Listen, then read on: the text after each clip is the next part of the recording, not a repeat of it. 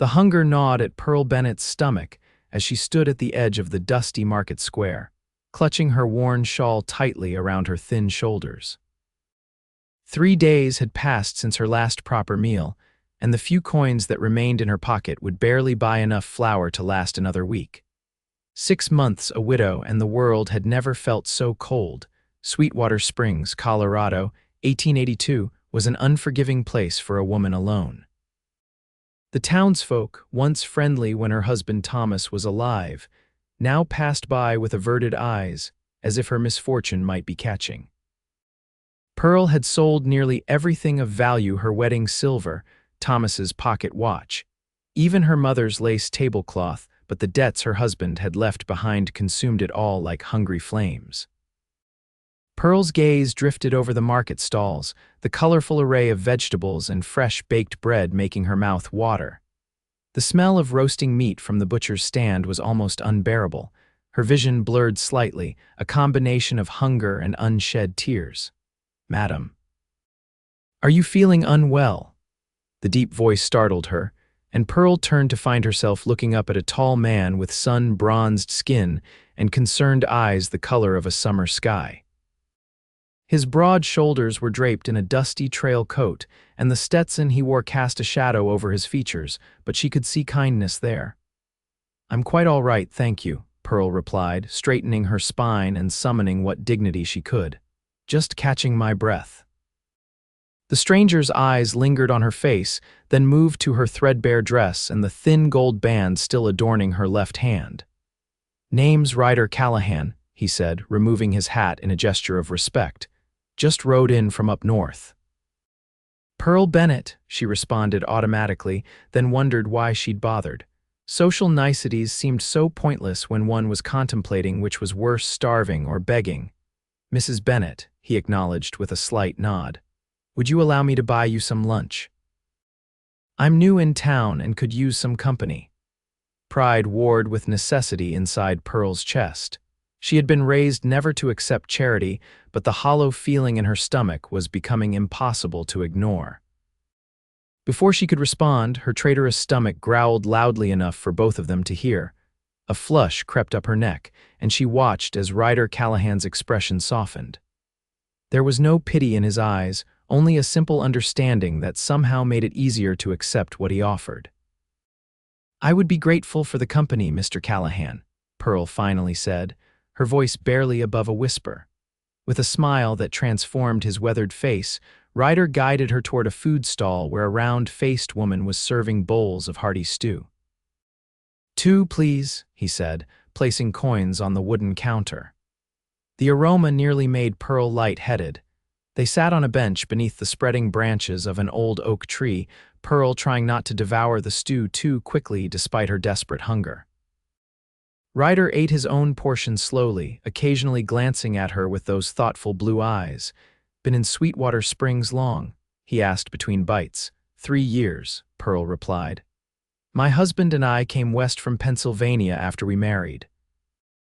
She faltered, still finding it difficult to say the words aloud. "He passed last winter, pneumonia." Ryder nodded solemnly. "I'm sorry for your loss, Mrs. Bennett. Thank you."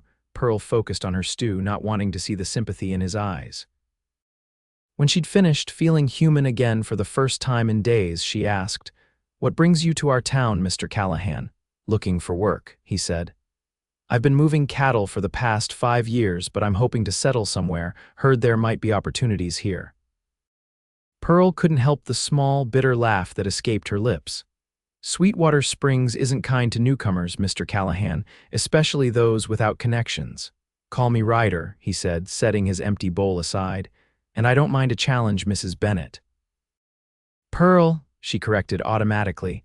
A comfortable silence settled between them as they watched the market bustle. Pearl knew she should thank him and be on her way, but the simple pleasure of sitting in the shade with a full stomach made her reluctant to move. "Would you allow me to walk you home?" Ryder finally asked, standing and offering his hand.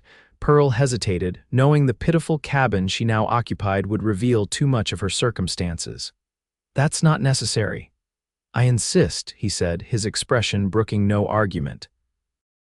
My mother would haunt me from the grave if I let a lady walk home unescorted. The mention of his mother made Pearl wonder about this man's story, where he came from, who had shaped him into someone who would feed a stranger without expectation. She accepted his hand and rose to her feet, surprised by the strength in his gentle grip. They walked slowly through town, Pearl acutely aware of the curious glances from townsfolk. Mrs. Holbrook, the banker's wife, actually stopped and stared, her mouth forming a perfect O of surprise. Pearl kept her head high, though the flush on her cheeks betrayed her discomfort. People in small towns never change, Ryder commented quietly. Always hungry for something to talk about, and I've given them plenty, Pearl admitted. The widow who couldn't keep her husband's business afloat, who lost her home, who, she stopped herself, unwilling to reveal more to this stranger, kind though he might be. They reached the edge of town where Pearl's small cabin stood, separated from its neighbors by an overgrown field. It had been a storage shed once, converted to rough living quarters. The sagging porch and patched roof told their own story. "Thank you for your kindness today, Ryder," Pearl said, stopping before they reached the door. "For the meal and the company." Ryder studied the cabin, then turned his gaze back to her. "It's been my pleasure, Pearl," he hesitated, as if weighing his next words carefully. "I hope this isn't too forward, but I heard talk in town about the Double Circle Ranch looking for help. The owner, Mr. Jenkins, lost his foreman last month. I'll be riding out there tomorrow to inquire about work." Pearl nodded, uncertain why he was telling her this. "Thing is," he continued, "I also heard they need someone to cook for the hands, pays fair wages with room and board." The suggestion hung in the air between them. Pearl's heart quickened at the thought of steady work, of meals she didn't have to worry about providing for herself. "I couldn't possibly," she began. "I'm heading that way regardless," Ryder said easily. "If you'd like to join me, I'll be passing by around 9 tomorrow morning." Before Pearl could formulate a response, he tipped his hat and turned to leave. "Good day, Mrs. Bennett. It was truly a pleasure meeting you." Pearl watched him walk away, his tall figure silhouetted against the setting sun. Only when he disappeared around the bend did she enter her lonely cabin, wondering what twist of fate had brought Ryder Callahan into her life on this day when hope had seemed furthest away. That night, Pearl lay on her narrow bed, staring at the ceiling as moonlight filtered through the cracks. For the first time in months, the crushing weight of despair had lifted slightly. She thought of Ryder's kind eyes and the way he'd offered help without making her feel like a charity case. Could she really start over? The idea of leaving Sweetwater Springs, where every street corner held memories of Thomas, both terrified and tempted her. Working as a cook on a ranch would mean hard labor, but Pearl was no stranger to work. Her mother had taught her to make meals stretch during lean times, and she'd always taken pride in her cooking. By dawn, Pearl had made her decision. She packed her meager belongings into a single carpetbag: clothes, her mother's Bible, the photograph of her parents, and the small carved horse Thomas had given her on their first anniversary. Everything that remained of her life fit inside one bag, a fact that brought both sadness and a strange sense of freedom. At precisely 9 o'clock, the sound of wagon wheels announced Ryder's arrival. Pearl stepped onto her porch, carpetbag in hand, to find him driving a small buckboard wagon instead of riding horseback as she'd expected. "Good morning," he called, jumping down from the seat. "I see you're ready to go." Pearl nodded, suddenly nervous. "If the offer still stands." "It does." Ryder took her bag and offered his hand to help her onto the wagon seat. "I rented this wagon in town, figured it would be more comfortable than riding double on my horse." As they set off, Pearl cast one last glance at the cabin. She felt no regret at leaving it behind. The Double Circle Ranch lay 15 miles west of town, and as they traveled, Ryder told her about his life before coming to Colorado. "I was born in Texas," he explained, handling the reins with practiced ease. "My father ran a small cattle operation until the war. He didn't come back, and my mother struggled to keep things going. We lost the ranch when I was 16. "I'm sorry," Pearl said, understanding all too well how quickly life could change. Ryder shrugged. "It was a long time ago." I worked whatever jobs I could find: ranch hand, cattle driver, even tried my hand at mining for a spell. Never found a place that felt like home, though. And you think Sweetwater Springs might be that place? Pearl couldn't keep the skepticism from her voice. Maybe, he said with a smile. It's as good a place as any to stop running. They traveled in comfortable silence after that, the rhythmic clop of hooves and creak of wagon wheels creating a soothing backdrop. The landscape opened before them: rolling hills covered in sage and scrub, distant mountains rising blue against the horizon. For the first time in months, Pearl felt the knot in her chest begin to loosen. By midday, they approached the Double Circle Ranch. Pearl could see buildings nestled in a valley alongside a creek, with corrals and barns scattered across the property. A large two-story house dominated the center, its windows gleaming in the sunlight. "It's bigger than I expected," Pearl murmured, anxiety creeping back. What if they didn't need a cook after all? What if she wasn't good enough? Ryder seemed to sense her concerns.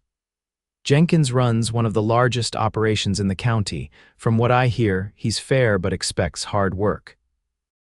As they pulled up to the main house, a tall man with iron gray hair stepped onto the porch. He was lean as a whip, with sharp eyes that assessed them quickly. "Mr. Jenkins," Ryder called, setting the brake and jumping down. "That's right," the rancher replied. "What can I do for you?" Ryder helped Pearl down from the wagon before introducing himself. "Ryder Callahan. I heard you might be looking for a new foreman. I've got experience running cattle drives from Texas to Kansas, and I worked as second foreman at the Lazy S in Wyoming for 3 years." Jenkins studied him for a moment. "And the lady, this is Mrs. Pearl Bennett," Ryder said. "She's an excellent cook looking for a position." Pearl stepped forward, determined to speak for herself. "I can cook for a dozen men or more, Mr. Jenkins. My husband and I ran a boarding house back east before coming west. I make my own bread, can preserve food for winter, and know how to stretch supplies without sacrificing quality." Jenkins's eyebrows rose slightly, perhaps surprised by her directness. "Current cook broke his leg last week. Doc says he's laid up for at least 2 months." He looked between them. "You two married?" "No," Pearl said quickly, feeling heat rise to her face. "I'm a widow."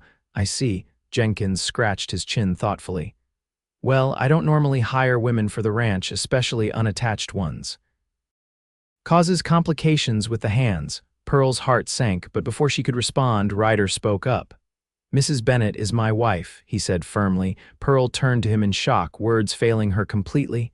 "That's so?" Jenkins looked skeptical. "You introduced her as Mrs. Bennett." "We were married yesterday," Ryder continued smoothly.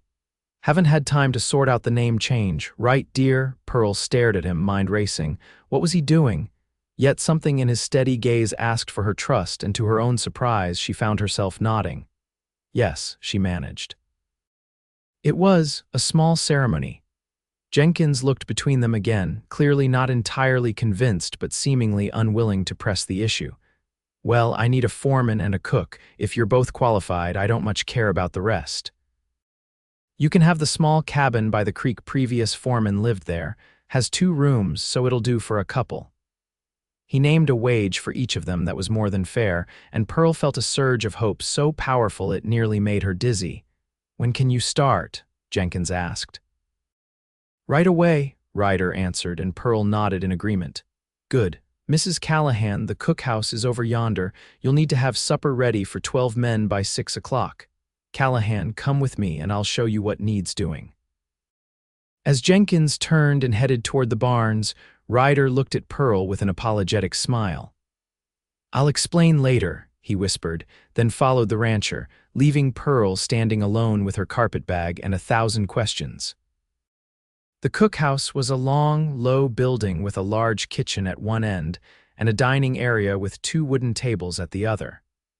It was well stocked but desperately in need of cleaning. Pearl rolled up her sleeves and set to work, grateful for the physical labor that kept her mind from dwelling on the bizarre turn her life had taken. By 6 o'clock, she had prepared a hearty meal of beef stew, cornbread, and apple cobbler from ingredients she found in the pantry. The ranch hands filed in, Eyeing her curiously but murmuring appreciatively at the smells filling the room, Ryder arrived last, looking tired but satisfied. He'd clearly been working hard all afternoon. When their eyes met across the room, Pearl felt a strange flutter in her chest that had nothing to do with anxiety. He took a seat among the men, and soon the room was filled with the sounds of eating and casual conversation. After the meal, when the men had dispersed to evening chores or their bunks, Ryder helped Pearl clean up. "I'm sorry about earlier," he said as he dried dishes she had washed. "I shouldn't have spoken for you that way." Pearl handed him another plate. "Why did you do it?" Ryder sighed, carefully setting the dried plate on the stack. "Jenkins wouldn't have hired you otherwise. I've worked enough ranches to know how it goes. An unmarried woman causes talk even if she's a widow. So you decided we should pretend to be married." Pearl couldn't keep the edge from her voice. "It seemed like the simplest solution at the time," he admitted. "I should have asked you first." Pearl dunked another plate into the soapy water with more force than necessary. "And now we're expected to share a cabin." "I'll sleep in the barn," Ryder said immediately. "Or I can explain to Jenkins that we had a falling out. You can keep the job and I'll move on." The offer surprised her. "You do that, of course. I've put you in an uncomfortable position. The least I can do is fix it." Pearl studied him, trying to understand this man who had turned her life upside down in less than 24 hours. There was no guile in his expression, only genuine concern for her well-being. "No," she finally said. "We don't need to tell Jenkins anything yet. The cabin has 2 rooms, you said." "We can manage for now." Relief crossed Ryder's face. "Thank you, I promise I'll be a gentleman." "I never doubted that," Pearl replied, surprising herself with the truth of it. By the time they reached their new home, night had fallen. The cabin was small but solidly built, with a main room containing a stone fireplace and a separate bedroom. Simple furniture, a table, chairs, a dresser showed signs of hasty departure by the previous occupant. "You take the bedroom," Ryder said, dropping his saddlebags on the floor. "I'll be fine out here." Too exhausted to argue, Pearl nodded and retreated to the small bedroom. She changed quickly into her nightgown and climbed into the bed, which was surprisingly comfortable. Through the thin wall, she could hear Ryder moving around, the soft thud of his boots as he removed them, the creak of what must be a chair. What had she gotten herself into? Pretending to be married to a man she barely knew, living in close quarters with him, working on a ranch miles from town. Yet despite the strangeness of it all, Pearl felt safer than she had in months. With that thought comforting her, she drifted into a deep, dreamless sleep. The following weeks established a routine. Pearl rose before dawn to prepare breakfast for the hands, spent her days cooking, baking, and keeping the cookhouse in order, then served dinner in the evening. Ryder was gone before she woke and often returned late, falling into exhausted sleep on the makeshift bed he'd created in the main room of their cabin. They rarely spoke beyond necessary conversation about meals or household matters, each careful to maintain the boundaries they'd established. Yet Pearl found herself watching for Ryder at mealtimes, feeling a warmth spread through her chest when he appeared, dusty and tired, but always offering her a smile that seemed reserved just for her. One evening in late June, a sudden thunderstorm rolled in just as supper ended. The hands rushed to secure the animals and equipment, leaving Pearl alone in the cookhouse. Lightning flashed, followed by a deafening crack of thunder that made her jump. She had always hated storms. The door burst open, and Ryder appeared, soaked to the skin. "Jenkins wants all the lanterns checked," he said, water dripping from his hat brim. "Storm knocked down a tree near the north pasture. Everyone's making sure nothing else is damaged." Pearl nodded, fighting to keep her composure as another lightning bolt illuminated the room in stark white light. "I'll finish here and head back to the cabin." Ryder paused, studying her. "Are you all right?" "Of course," she said too quickly. "Just a storm." "Pearl," he said gently, using her first name in a way that made her look up at him. "Are you afraid of thunderstorms?" The kindness in his voice undid her. "Ever since I was a child," she admitted. "Silly, I know." Ryder shook his head. "Not silly at all. My little sister was the same way." He glanced outside at the worsening weather. Let me walk you back to the cabin when you're done here." "You don't have to, I want to," he said simply. 20 minutes later, they hurried through the downpour, Ryder's arm around Pearl's shoulders as he held his coat over both of them. It did little good. They were both drenched by the time they reached the cabin. Inside, Ryder quickly built up the fire while Pearl changed into dry clothes in the bedroom. When she emerged in her plain house dress, hair loose around her shoulders, she found him attempting to dry his shirt by the fireplace. "You should change," she said, noting the way he shivered slightly. "Don't have much dry left," he admitted with a rueful smile. "Been meaning to do some washing." Pearl hesitated, then said, "I could wash your things tomorrow if you'd like. It's the least I can do after you walked me home." "That's kind of you," Ryder said, "but you already work hard enough." "I don't mind," Pearl insisted. "Truly." Something shifted in the air between them as they stood before the fire, the storm raging outside but unable to touch the warmth building in the small cabin. Pearl became acutely aware of how close they were standing, of the way Ryder's damp hair curled slightly at his collar, of his blue eyes reflecting the firelight. "I should check if there are any dry blankets for you," she said suddenly, breaking the moment. But as she turned toward the bedroom, Ryder gently caught her wrist. "Pearl, wait," she looked back at him, pulse quickening. "I need to tell you something," he said, releasing her wrist but maintaining her gaze. "I haven't been entirely honest with you," fear flickered in her chest. "What do you mean?" Ryder ran a hand through his hair, sending droplets of water spattering onto the floor. "When we first met in town, it wasn't by chance. I'd heard about you before I ever saw you at the market." Pearl took a step back. "Heard what exactly?" "Mrs. Holbrook at the general store mentioned a widow who'd fallen on hard times. Said her husband had left her with debts she couldn't pay, that she was too proud to accept help from the town charity committee." "So you took pity on me?" Pearl's voice hardened, humiliation burning in her chest. "No," Ryder said quickly. "That's not it at all." He seemed to struggle for words. "My mother was widowed young, left with 3 children and a failing ranch. I watched her work herself to exhaustion, refusing help because she thought accepting it made her weak. She died before she turned 40. The raw pain in his voice softened Pearl's anger. "I'm sorry about your mother. When Mrs. Holbrook described you, I couldn't help thinking of her. I wanted to help, but I knew from experience that proud people don't accept charity easily." He gave a small, self-deprecating smile. "I never planned to offer you a false marriage, though. That part was improvised." Pearl sank into a chair, trying to process his words. "Why are you telling me this now?" Ryder knelt before her, his expression earnest. "Because I can't keep pretending that this is just an arrangement of convenience. Not when I find myself looking for you first thing every morning. Not when hearing your laugh across the cookhouse makes my day brighter." Pearl's breath caught in her throat as he took her hand gently in his. "I know it's too soon," he continued. "You're still grieving your husband and we barely know each other. I'm not asking for anything, Pearl. I just couldn't keep the truth from you any longer." Thunder crashed outside, but Pearl barely noticed.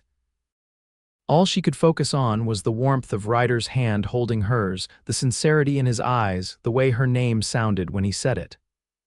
"I don't know what to say," she whispered. "You don't have to say anything," Ryder assured her, rising to his feet. "Nothing has to change. I just wanted you to know the truth."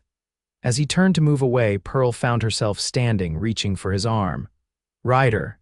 He looked back at her, hope and uncertainty mingled in his expression. "Thank you," she said softly, "for being honest, for helping me when I needed it most. For—" She hesitated, then continued, "for seeing me when I felt invisible."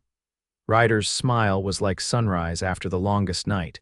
"You could never be invisible, Pearl Bennett, not to anyone with eyes to see." The storm continued through the night, but inside the small cabin, something new had begun to grow, as fragile and precious as the first green shoots after winter. The next morning dawned clear and fresh, the storm having washed the world clean. Pearl woke early as usual but lingered in bed, replaying the previous night's conversation in her mind. Ryder had admitted to seeking her out, to having feelings for her that went beyond their convenient arrangement, and she had. What thanked him? The memory made her wince. What did she feel for Ryder Callahan? Gratitude, certainly.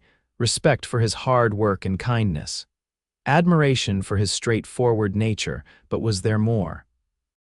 The flutter in her stomach when he smiled at her, the way she looked forward to their brief conversations, the comfort she found in his presence, these were feelings she had not experienced since the early days with Thomas.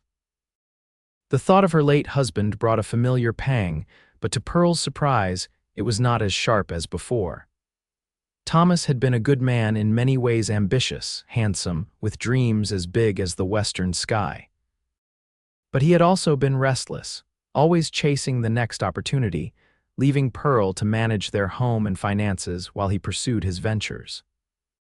His death had been a shock, but the struggle that followed had been partly due to his poor planning, his tendency to borrow against future success that never materialized.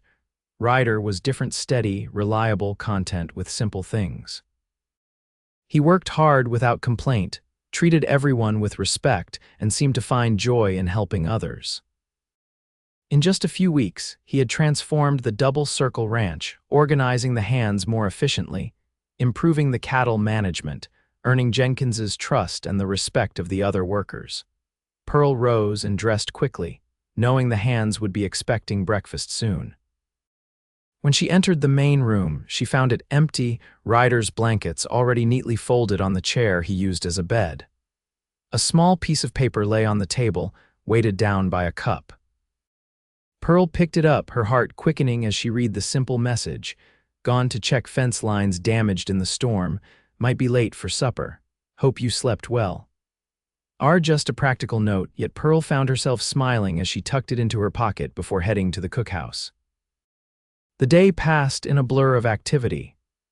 The storm had caused more damage than initially thought, with fallen trees and flooded sections of pasture keeping everyone busy. Pearl prepared a hearty midday meal for the exhausted workers, then spent the afternoon baking extra bread and pies, knowing the men would need substantial food after such hard labor. As predicted, Ryder didn't appear for the evening meal. Pearl set aside a plate for him, keeping it warm by the stove.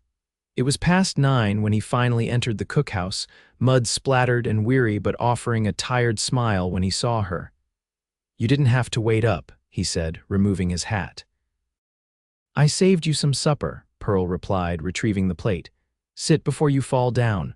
Ryder sank onto a bench with a grateful sigh. "Haven't worked that hard in years. 3 sections of fence down, 2 kevs stuck in mud up to their bellies, and half the North Creek overflowed its banks." Pearl placed the plate before him along with a cup of hot coffee. "Eat while it's warm." She watched as he ate with the focused attention of a truly hungry man, noting the new calluses on his hands, the sunburn across his nose and cheeks, the strain around his eyes. Without thinking, she reached out and brushed a smudge of dirt from his temple. Ryder froze at her touch, his eyes meeting hers with an intensity that made her breath catch. "Sorry," she murmured, withdrawing her hand quickly. "Don't be," he said softly. An awkward silence fell between them, broken only by the distant sounds of the ranch settling for the night. Pearl busied herself wiping down already clean counters while Ryder finished his meal. "Jenkins is pleased with your work," she said finally, needing to break the silence. "I overheard him telling Mr. Peterson that you're the best foreman he's had in 20 years. Ryder looked up in surprise. "He said that," he did. "And the hands respect you. They talk about how you work alongside them instead of just giving orders." A slight flush that had nothing to do with sunburn colored Ryder's cheeks. "Just doing my job. You do it well," Pearl said simply. "And so do you," Ryder replied. "Jenkins's wife came by yesterday while you were gathering eggs. Said she hasn't seen the men so well fed or the cookhouse so clean in years." It was Pearl's turn to feel pleased embarrassment. "Mrs. Jenkins seems like a good woman." "She is. Been married to Jenkins for 30 years, raised 4 children, and still runs the household like a general." Ryder smiled. "She reminded me of my grandmother, tough as old leather but fair-minded." As they talked, the awkwardness between them gradually eased. Ryder told stories about the day's work, making Pearl laugh with his description of Jenkins wrestling a calf out of mud only to fall in himself. Pearl shared gossip she'd heard from the ranch hands about the upcoming town dance planned for Independence Day. "Will you go?" Ryder asked as they walked back to the cabin under a canopy of stars. "To the dance, I mean," Pearl hesitated. "I hadn't thought about it. It would mean explaining our situation to people in town who knew me before." "We don't have to go," Ryder said quickly. "I just thought you might enjoy the music and company." The consideration in his voice touched her. "Perhaps we could," she found herself saying. "It might be nice to dance again." Ryder's smile was visible even in the darkness. "I should warn you, I'm not much of a dancer. 2 left feet, my sister used to say." "I could teach you," Pearl offered. "I used to be quite good, or so Thomas said." She rarely mentioned her late husband, and the name hung in the air between them as they reached the cabin door. "I'd like that," Ryder said quietly, "if you're willing to teach a hopeless case like me." Inside, the cabin was dark and cool. Ryder lit a lamp while Pearl stoked the banked fire in the hearth. The domesticity of the moment struck her suddenly how natural it felt to move around this small space with him, each anticipating the other's actions without need for words. "Pearl," Ryder said as she turned toward her bedroom door. "I've been thinking about what I told you last night." She faced him, heart quickening. "Yes, I meant what I said. Nothing has to change, but I want you to know that whatever this is between us," he gestured to the space between them, "it's real for me. And if someday it could be real for you too, I'd count myself the luckiest man in Colorado territory." The simple honesty of his words moved her deeply. "Ryder, he held up a hand gently. "You don't need to say anything now. There's time. I just wanted you to know where I stand." Pearl nodded, unable to find the right words for the emotions swirling within her. "Good night, Ryder." "Good night, Pearl." As June turned to July, the ranch settled into summer rhythms. The cattle grew fat on rich grassland, new calves strengthened and played in the meadows, and the days stretched long and golden. Pearl's cooking became legendary among the hands, who vied for the privilege of helping her carry heavy water buckets or fetch supplies from town. Ryder kept his word, never pressing Pearl for more than she was ready to give. Yet small changes marked their relationship, lingering conversations by the fire each evening, Sunday afternoons spent reading on the cabin porch, Ryder teaching Pearl to fish in the creek that ran behind their home. They learned each other's stories, piece by piece, building a friendship that deepened with each passing day. True to her offer, Pearl began teaching Ryder to dance in preparation for the Independence Day celebration. They practiced in their cabin after supper, moving furniture aside to create space. Pearl hummed melodies as she guided Ryder through simple steps, trying not to notice the warmth of his hand at her waist or how perfectly she fit against his tall frame. 1, 2, 3, 1, 2, 3, she counted as they waltzed in a small circle. "You're improving, Mr. Callahan."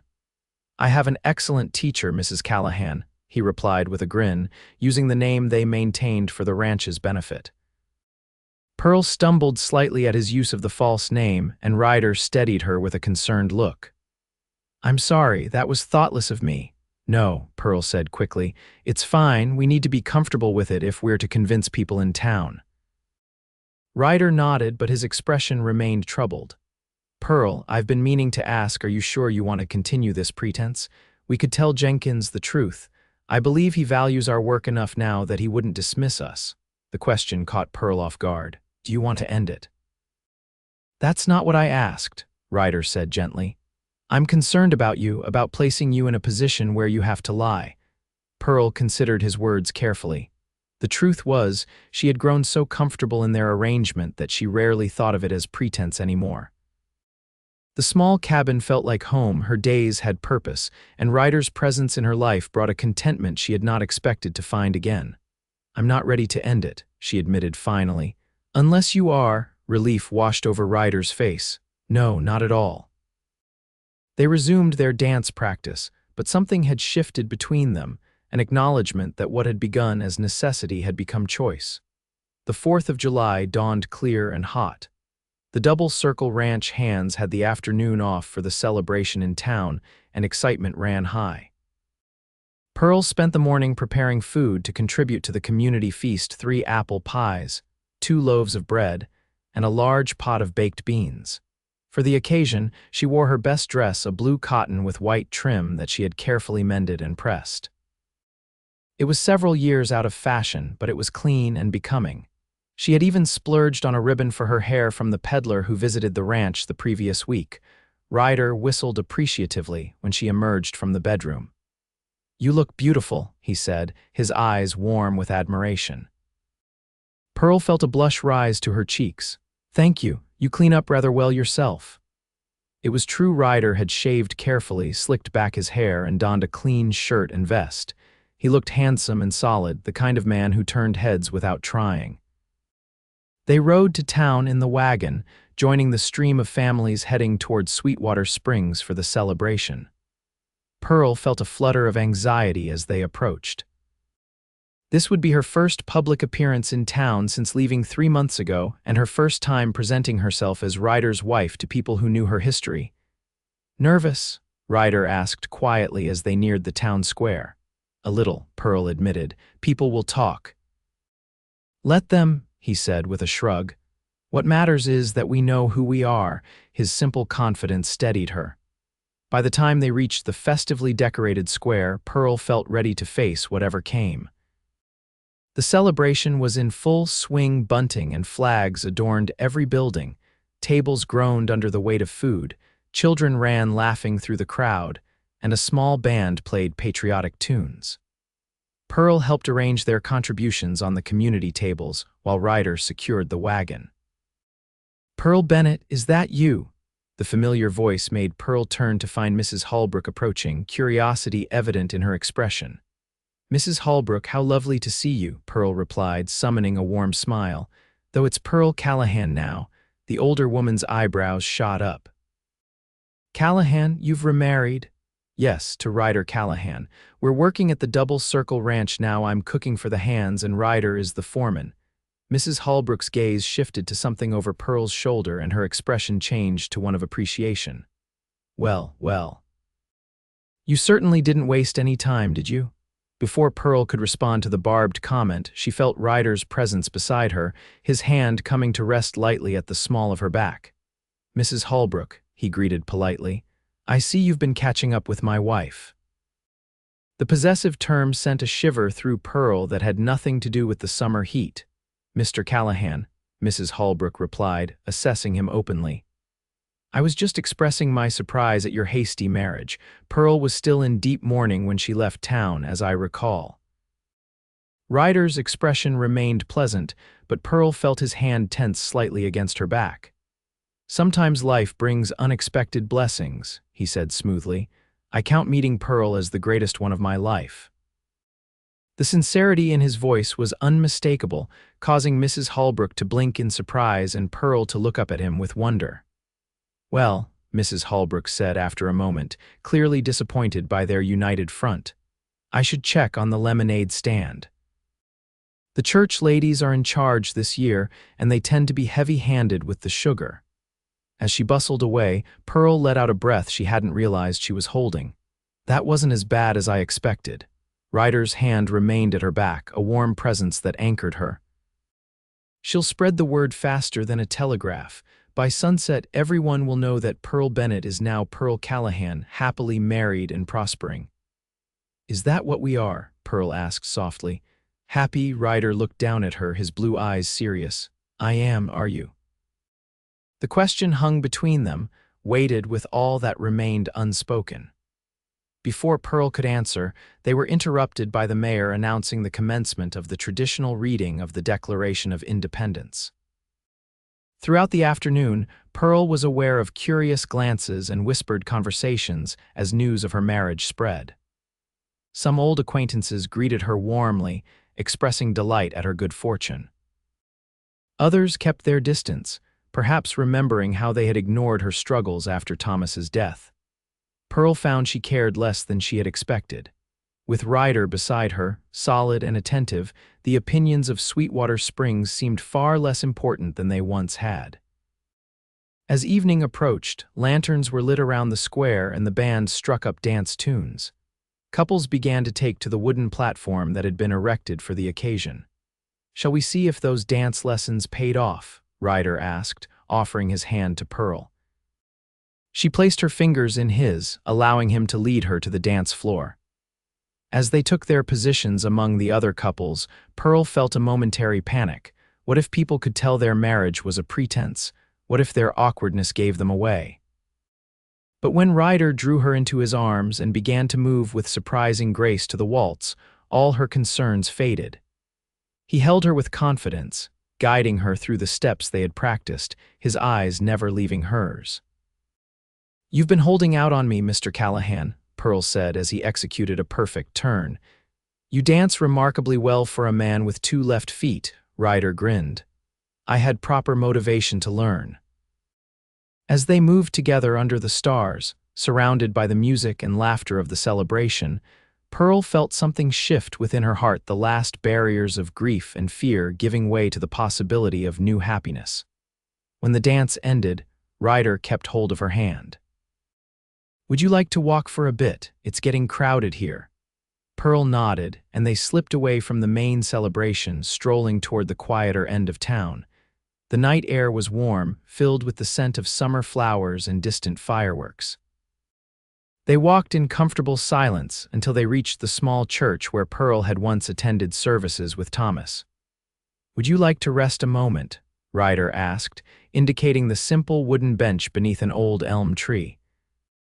They sat side by side, watching fireflies dance in the gathering darkness.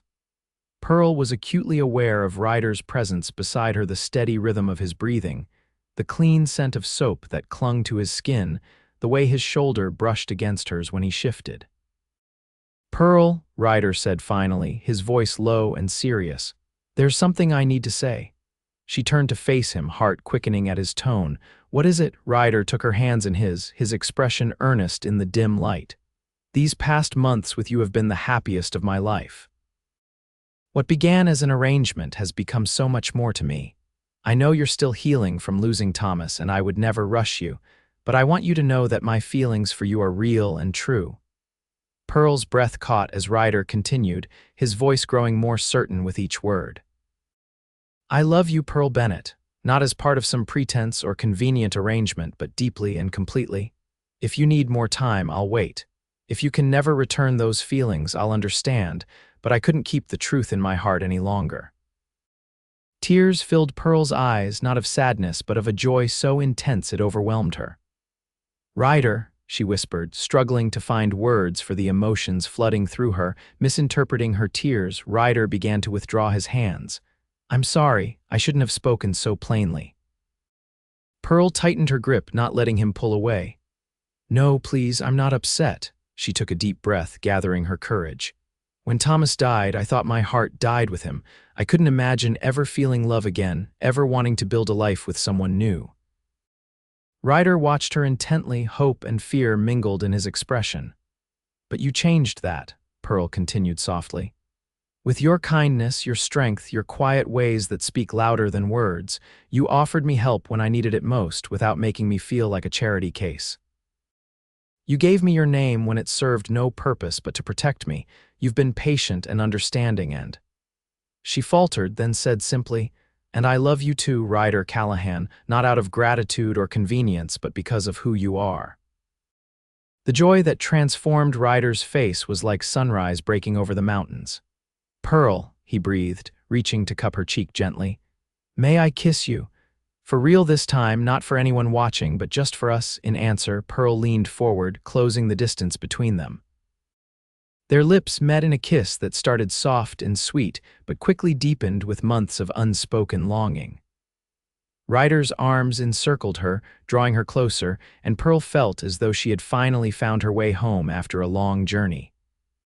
When they eventually parted, both slightly breathless, Ryder rested his forehead against hers.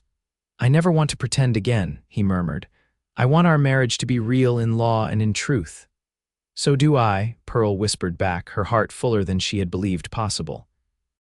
Distant explosions announced the start of the fireworks display, lighting the sky with brilliant colors. But Pearl and Ryder remained on their bench beneath the elm tree, hands entwined, discussing in quiet voices the future they would build together, a future neither had imagined possible just months before, when a hungry widow stood in the market, and a kind-hearted cowboy offered her food and, unknowingly, his heart. The following morning, Pearl woke to sunlight streaming through the cabin window and the distant sounds of the ranch coming to life. For a moment, she lay still, remembering the events of the previous night, Ryder's declaration of love, her own response, the decision they had made together. A soft knock at her bedroom door roused her from her thoughts. "Pearl, are you awake?" Ryder's voice called softly. "Yes, come in," she replied, sitting up and quickly smoothing her hair. Ryder entered, already dressed for the day's work, but with an uncharacteristic nervousness about him. "I hope I didn't wake you. I just wanted to make sure last night was real." He held a small bunch of wildflowers in one hand, their bright colors a splash of cheer against his plain work shirt. Pearl smiled, touched by his uncertainty and the simple gift. It was very real. "At least I hope it was, because I meant every word." Relief washed over Ryder's face as he approached the bed, offering the flowers. "For you, not much compared to what a proper suitor might bring, but the best I could find at dawn." "They're perfect," Pearl said, accepting them with a sense of wonder. How long had it been since anyone had brought her flowers? Thomas had in their courting days, but such gestures had quickly fallen away under the pressures of daily life. Ryder sat on the edge of the bed, careful to maintain a respectful distance. "I was thinking we could ride into town on Sunday, speak to the preacher about making our marriage official. If that's not too soon."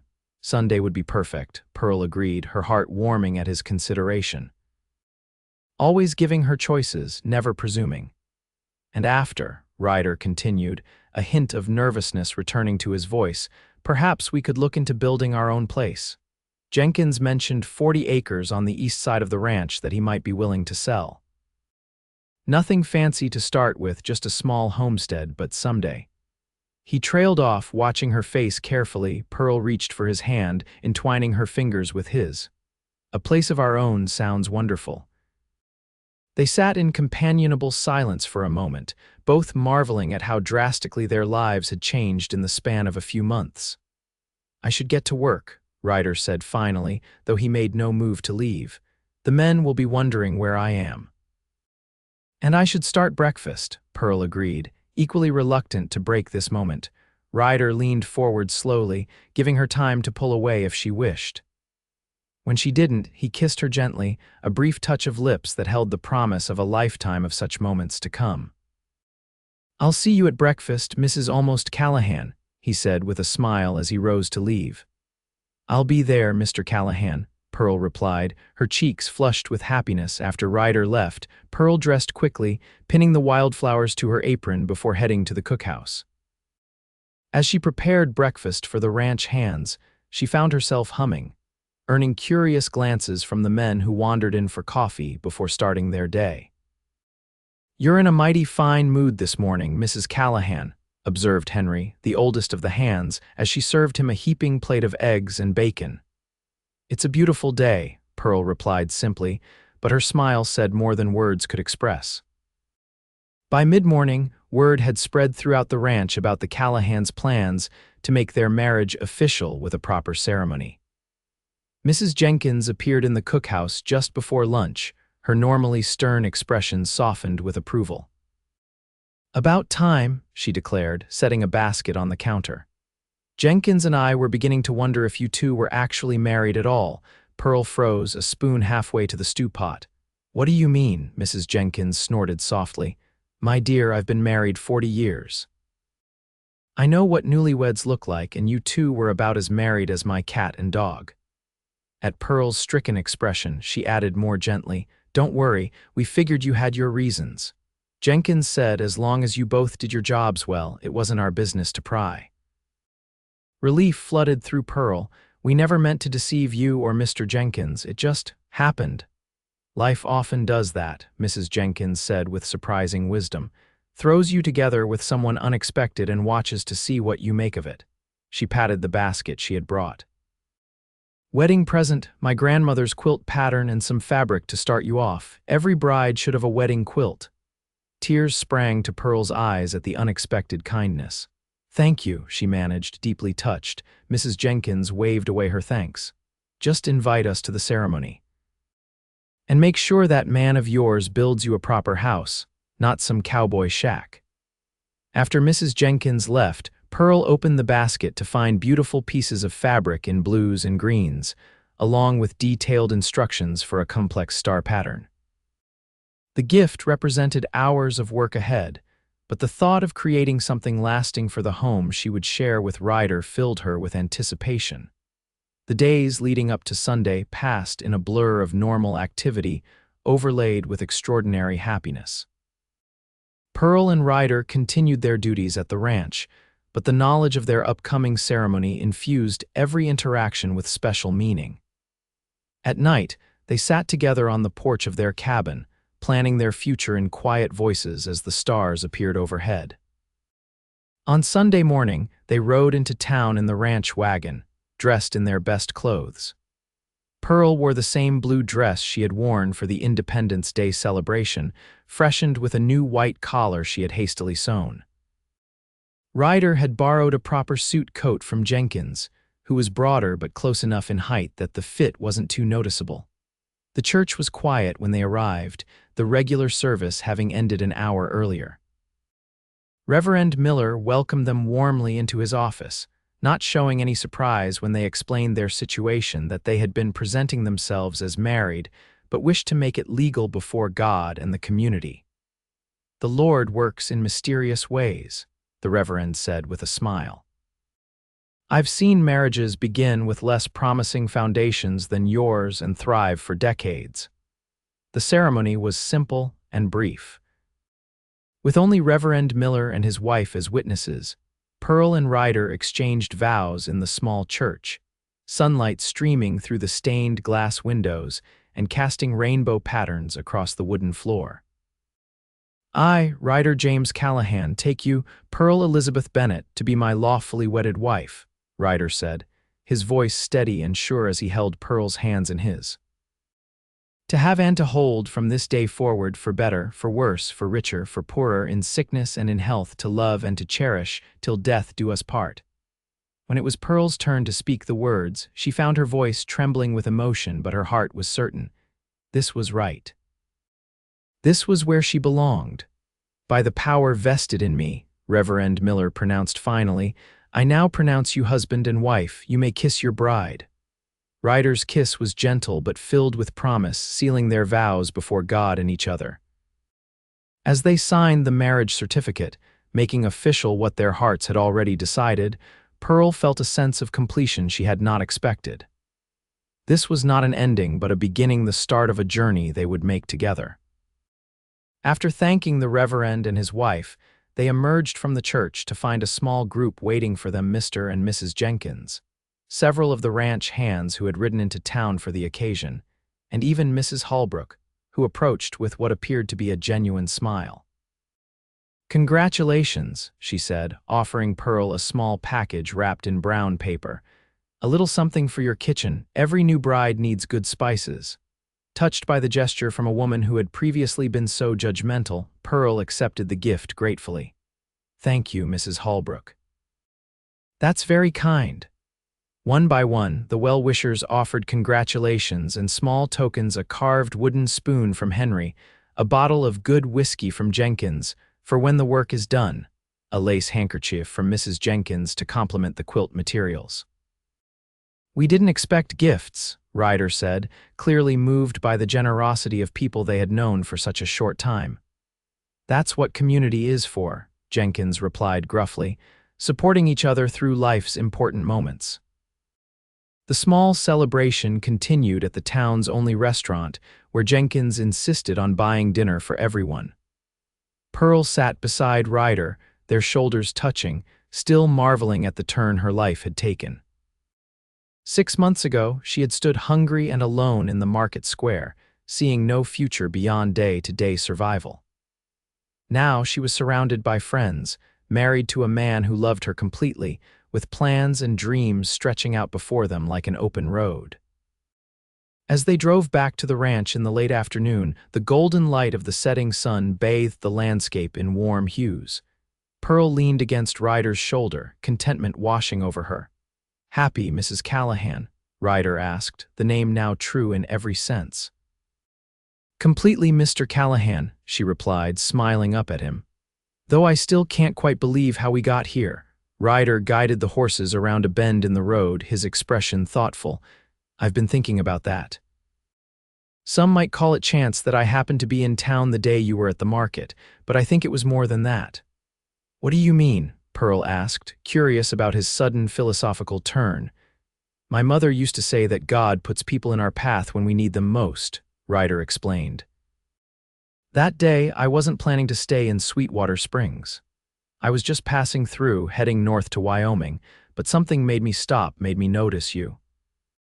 The memory of that first meeting was still vivid in Pearl's mind, how desperate she had felt, how kind Ryder had been without making her feel like an object of pity. "Do you ever regret it?" she asked softly, "stopping to help a stranger and ending up tied to her for life?" Ryder halted the wagon, turning to face her fully. The love in his eyes was so clear that Pearl's breath caught in her throat. "Pearl Callahan," he said solemnly, "meeting you was the best thing that ever happened to me. Every day since has been a gift I never expected to receive. If I live to be 100, I will never regret a single moment that led me to you."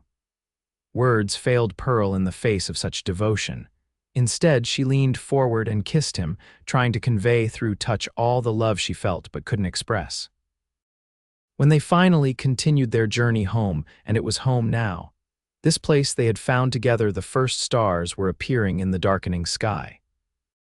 Pearl thought about the quilt she would begin making tomorrow, about the house they would build on their own land, about the life they would create together, day by day, year by year. The hunger that had driven her to the market that fateful day was long gone, replaced by a different kind of hunger for life, for love, for all the possibilities that lay ahead.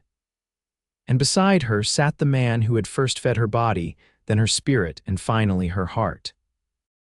"Look," Ryder said, pointing to the horizon where the ranch buildings were just becoming visible in the distance.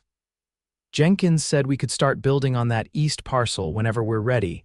I thought maybe next spring, after the winter's over."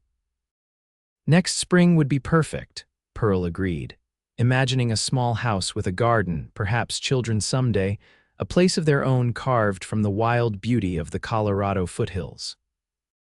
As they approached the ranch, Pearl noticed something different about their cabin. Light spilled from the windows, and a small banner hung from the porch railing. The ranch hands who hadn't gone to town had prepared their own celebration, transforming the simple dwelling with lanterns and wildflowers. "Welcome home, Mr. and Mrs. Callahan," came the chorus of voices as Ryder helped Pearl down from the wagon. Home.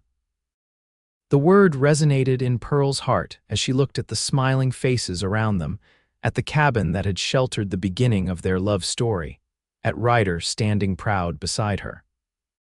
From hunger to happiness, from loneliness to love, her journey had been unexpected and not without pain, but standing here now, Pearl wouldn't change a single step that had led to this moment.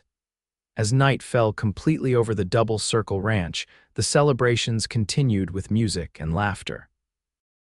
But eventually, the well-wishers departed, leaving Pearl and Ryder alone in their cabin, truly husband and wife now in every sense. Ryder stood before the fire, stoking it for the night, his profile outlined in golden light. When he turned to look at Pearl, the love in his eyes took her breath away. "I never thought I'd find a home," he said quietly. "All those years wandering, working from ranch to ranch, I convinced myself I didn't need one. But now I know I was just waiting to find you." Pearl crossed the room to him, no longer hesitant or uncertain. This was her husband, her partner, her future. "We'll build it together," she promised, taking his hands in hers, "our home, our life." As Ryder drew her into his arms, Pearl knew with absolute certainty that the hunger that had once defined her existence was gone forever, replaced by a fullness of heart that would sustain her through whatever challenges lay ahead. The widow who had stood hungry at the market had found not just food for her body but nourishment for her soul in the cowboy who had given her his name and much more, his heart. 10 years later, Pearl Callahan stood on the porch of her home, watching the setting sun paint the mountains with shades of gold and purple. The Double C Ranch, named for Callahan, not the double circle where their story had begun, had prospered beyond their wildest dreams. What had started as 40 acres and a modest cabin had grown to 300 acres of prime grazing land, a herd of 200 cattle, and a house that, while not grand, was solid and comfortable and filled with love. The sound of children's laughter drew Pearl's attention to the yard, where Ryder was teaching their 8-year-old son, Thomas James, to throw a lasso. Their 5-year-old daughter, Elizabeth, watched from atop the corral fence, her dark hair so like her father's escaping from its braids as usual. The youngest, 3-year-old Samuel, was attempting to copy his brother's movements with a piece of rope far too long for his small arms. Pearl smiled, her heart full as she observed her family. Ryder, now 38, had a few strands of silver at his temples and lines around his eyes that deepened when he laughed, which was often these days. He was still as strong and steady as when they'd first met, but the years of building their ranch, of raising their children, of facing the challenges and joys of marriage had added a depth to him that Pearl found even more attractive than his youthful vigor. As if sensing her gaze, Ryder looked up and caught her eye. The smile that spread across his face was the same one that had first warmed her heart in the Sweetwater Springs Market Square, open, genuine, full of unspoken understanding. "Mama, look." Thomas called, successfully looping his lasso around a fence post. "I did it." "Well done, sweetheart," Pearl called back, descending the porch steps to join her family. "You're becoming quite the cowboy." "Just like Pa," the boy said proudly, glancing at Ryder for confirmation. "Even better," Ryder replied, ruffling his son's hair affectionately. "You learned in half the time it took me." Elizabeth, not to be outdone, called from her perch. "I can do it too. Pa showed me yesterday." "Did he now?" Pearl said, raising an eyebrow at Ryder, who shrugged with a grin. "She insisted," he explained. "Said if Thomas could learn, so could she. Has your determination, that one." Pearl laughed, lifting Samuel into her arms as he ran to her with his tangled rope. "And what about you, my little man? Are you going to be a famous roper too?" "No," Samuel declared seriously. "I'm going to cook like Mama, make pies." "A wise choice," Ryder said, gathering Elizabeth from the fence and settling her on his shoulders. "Your Mama's pies are worth more than all the cattle in Colorado." The family made their way back to the house as dusk deepened, the day's work complete, supper waiting on the stove. Inside, the main room was warm and welcoming, filled with furniture they had either made themselves or carefully saved for solid pieces built to last, like their marriage. Over the fireplace hung the quilt Pearl had begun with Mrs. Jenkins's wedding gift, finished during the long evenings of her first pregnancy. Its star pattern in blues and greens represented their hopes and dreams, each stitch a moment in their shared life. As Pearl served the meal, roast beef, potatoes from their garden, fresh bread she had baked that morning, she watched Ryder help the children wash up, patient with Samuel's splashing and Elizabeth's chatter about the wild horses she'd spotted in the north pasture. Thomas, trying so hard to be grown up, insisted on washing without help, though he missed a spot of dirt on his cheek that Ryder quietly pointed out. These ordinary moments were Pearl's greatest treasures, the daily rhythms of family life that she had once feared were lost to her forever. Each night, she said a silent prayer of gratitude for the twist of fate that had brought Ryder into her life when she needed him most. After the children were finally in bed, their demands for one more story satisfied, Pearl and Ryder sat together on the porch swing, a habit they had maintained through all their years together. The night was clear, stars scattered across the velvet sky like diamonds on black cloth. "Jenkins offered to buy that new bull from the Harrington place," Ryder said, his arm around Pearl's shoulders. "Thought we might split the cost, share the breeding." "That seems sensible," Pearl replied, leaning into his warmth. "His herd could use some fresh bloodlines too." They discussed ranch business for a while, the price of beef in Denver, whether to expand the vegetable garden next year, if Thomas was old enough to have his own horse instead of sharing the gentle mare he currently rode. The easy partnership they had developed over the years made such conversations flow naturally, each valuing the other's opinion. "I had a letter from Mrs. Holbrook today," Pearl mentioned as a comfortable silence fell between them. "She says Sweetwater Springs is growing. They're getting a proper hotel next year and the railroad might extend a spur line. Progress comes even to the back of beyond," Ryder observed. "Do you ever miss town life?" Pearl considered the question, though she already knew the answer. "Not really. I like visiting occasionally, seeing old friends, but this is home." She gestured to the darkened landscape around them, their land, their creation. "I never expected to find such contentment in a place so far from where I began." Ryder turned to look at her, his expression serious in the dim light from the house windows. "Are you happy, Pearl, truly happy with the life we've built?" Even after 10 years, he sometimes asked such questions, as if amazed by his good fortune, as if needing reassurance that she had no regrets. It was one of the things Pearl loved most about him, his unwillingness to take her or their life together for granted. "Ryder Callahan," she said, taking his face between her hands, "the day you bought me food in that market was the day my life began again. Everything since our marriage, our children, this ranch, every moment of joy and hardship we've shared has been a gift beyond measure. Yes, I am truly, deeply happy." The love that filled Ryder's eyes as he leaned in to kiss her was as powerful as it had been on their wedding day, perhaps more so for being tempered by years of shared experience, the birth of their children, the drought that nearly ruined them in their 3rd year, the winter storm that had separated them for a week when Ryder was caught on the far side of the property, the countless small triumphs and challenges that made up a marriage. Later, as they prepared for bed, Pearl paused by the window, looking out at the peaceful night. She remembered the desperate hunger that had driven her to stand in the market that day 10 years ago, not just physical hunger, but a deeper starvation of the spirit, a fear that she would never again know security or happiness. How wrong she had been. The widow who had stood hungry at the market had found sustenance for body and soul in the cowboy who had bought her food and given her his name. That simple act of kindness had grown into a love story more beautiful than anything Pearl could have imagined, a story still being written day by day in the life they created together. "Coming to bed?" Ryder asked softly from across the room. Pearl turned from the window, smiling at the man who had transformed her life with a bowl of stew and a gentle heart. "Yes," she said, crossing to join him, "I'm coming home.